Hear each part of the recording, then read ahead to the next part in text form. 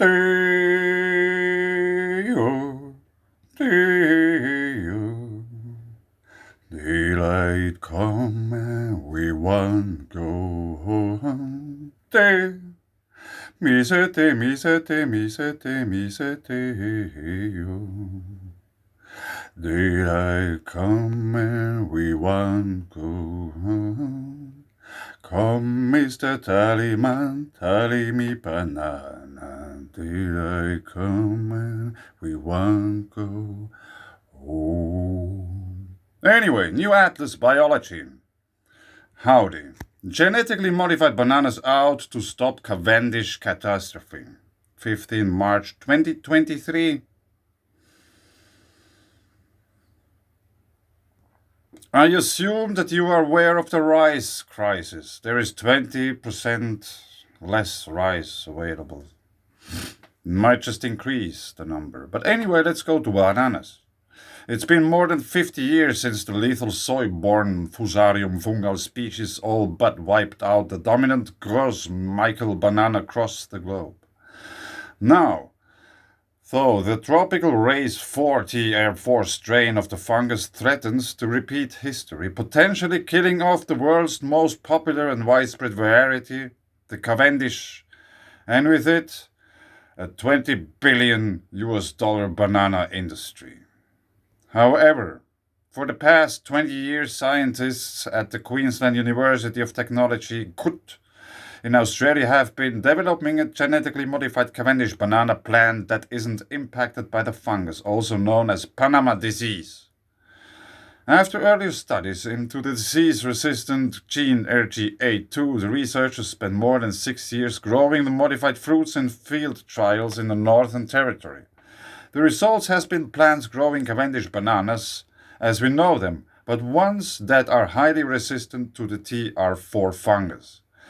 They've now submitted their modified Cavendish banana variety, known as QCAV4, to the Food Standards Australia and New Zealand SANS for regulatory approval. The assessors will look at the molecular, chemical, compositional, and nutritional aspects of the disease-resistant QCAV4. The process is expected to take around 9 months, and if successful, it will be the country's first whole genetically modified fruit in the world's first GM Cavendish plant. Banana. Devastating Panama disease TR4 caused by a soil-borne fungus that stays in the ground for more than 50 years, wiping out banana crops and destroying farms for generations, said James Dale, professor at QUT, also known as the Banana Man, for this commitment to their genetic science. It's a huge problem. It has devastated Cavendish plantations in many parts of the world and could ripple the Cavendish banana export industry worldwide. While there are around 1,000 varieties of bananas. Did you know that there are around 1,000 different bananas? I didn't. I expected a few dozens, maybe. But anyway, obviously there are many. So just growing one species could be the reason for this fungi in the first place, because nature tries to establish the equilibrium again. Grown across the globe tropical regions, the Cavendish makes up around half of all types cultivated and almost 100% of international trade. What makes the variety particularly vulnerable is that it can't reproduce sexually, which is nature's way of maintaining genetic diversity. Yeah, maybe what I just said ties very well into this, but anyway, as such, it's propagated, essentially creating identical clones of the plants, greatly limiting its genetic makeup and making it incredibly susceptible to widespread devastation from a single pathogenic invader. Yes, probably I have been on the right track. And in this case, Fusarium oxysborum, FSP cubense, has the potential to wipe out the Cavendish variety.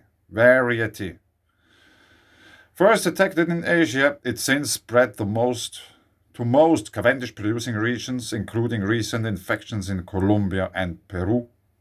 The fungus enters the plant through its roots and sets up shop in the xylem vessels, responsible for transporting and distributing water and nutrients. Eventually, the plant wilts, which is why the disease is also called Fusarium wilt, and dies.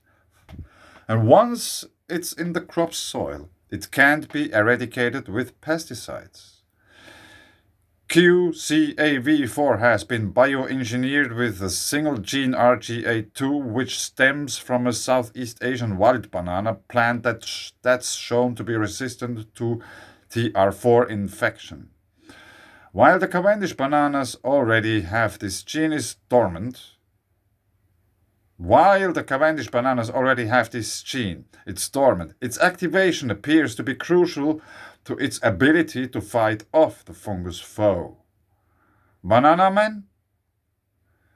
James Dale with grown QSE bananas, the Northern Territory. Maybe it's Banana Man. Banana Man? Happy Banana Man. While still a long way from commercial production and consumption. Yeah, a long way, so they have to hurry up, otherwise there will be no bananas.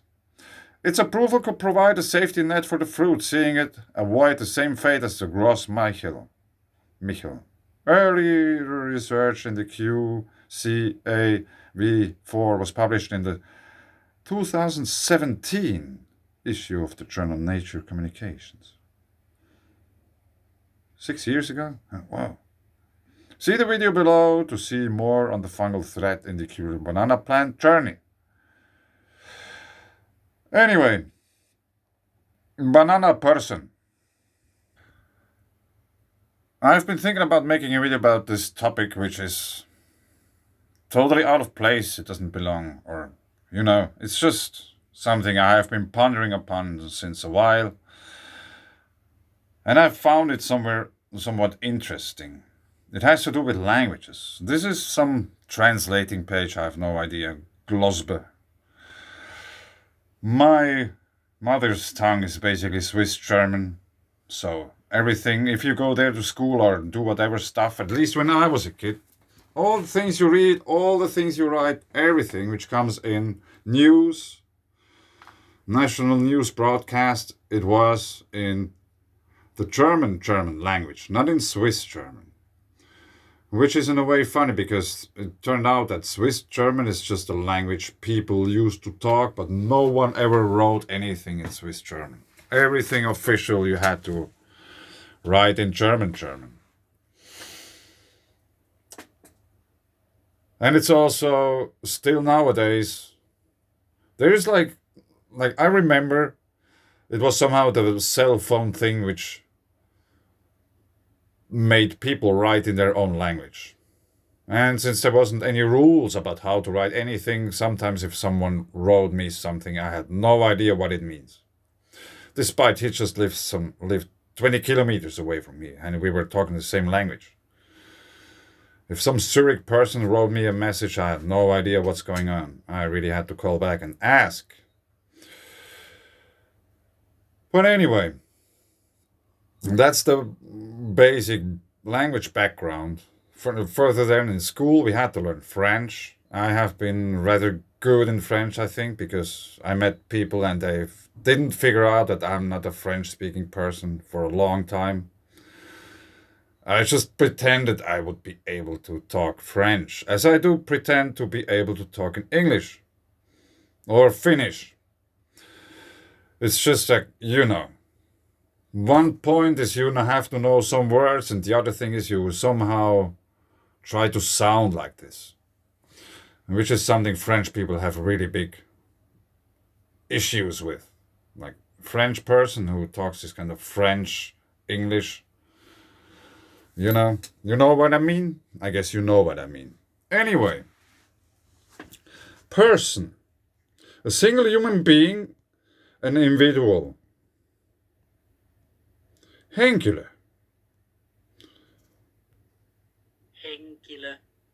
Henkilö.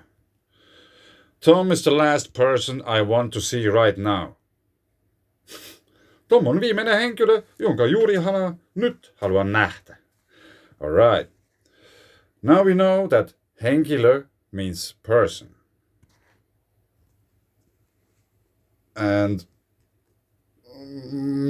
all persons, individuals, they will face death.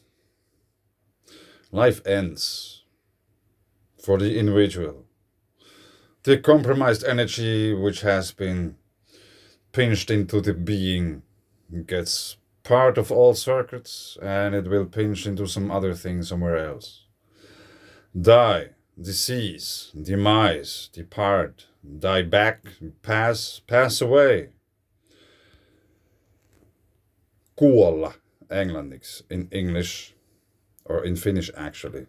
But if you go down,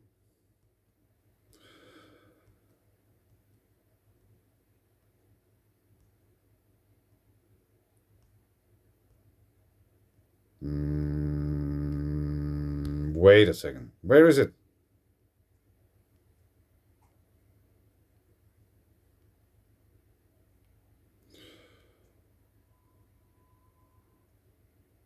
Maybe you have to go still more down. Because this can also be said in another way. But maybe not on this page. Kuulla pois. Ei, no.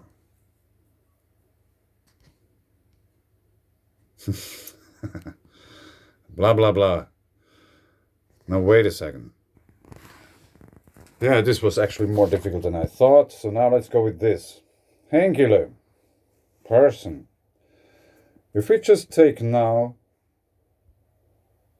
this. Oh, I missed. I missed again. This part of the word. Henki. Henki. That's some other translation website. Henki. It can mean breath, life, ghost, person, spirit, soul, steam, wrath, esprit, puff, warmth, genie, wind, atmosphere, sprite.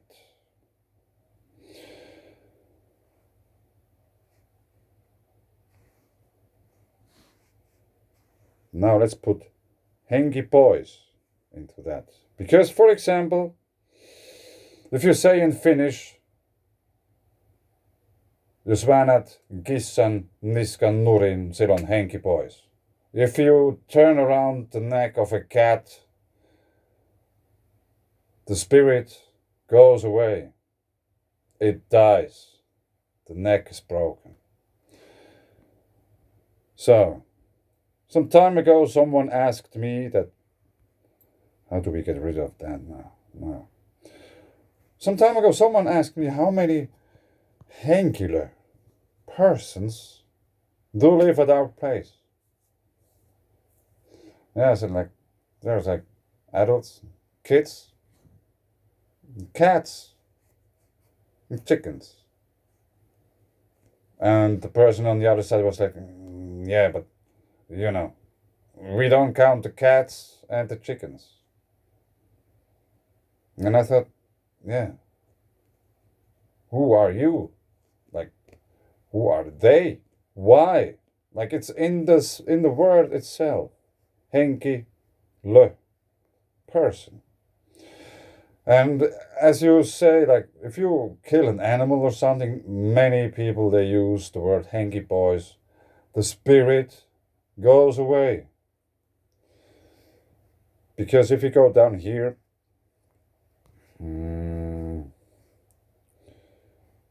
we have to push still one button. Now we have henki and pois.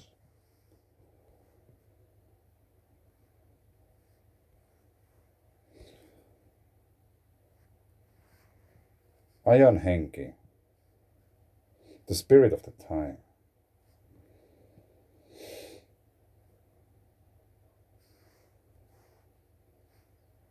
Off, away.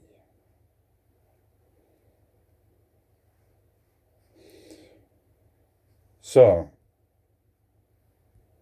I just find it very interesting how somehow deep the word henkilö is.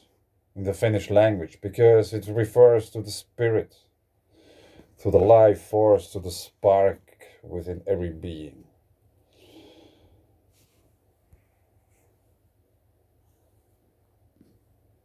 But of course, specifically, a human being. The question must be asked that how, who, why is it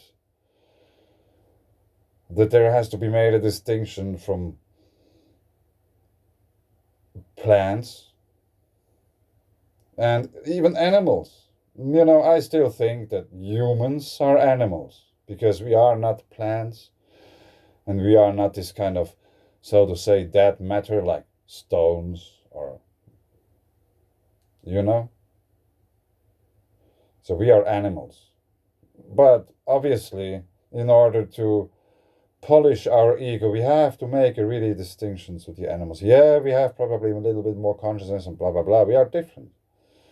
But not too different than any animal.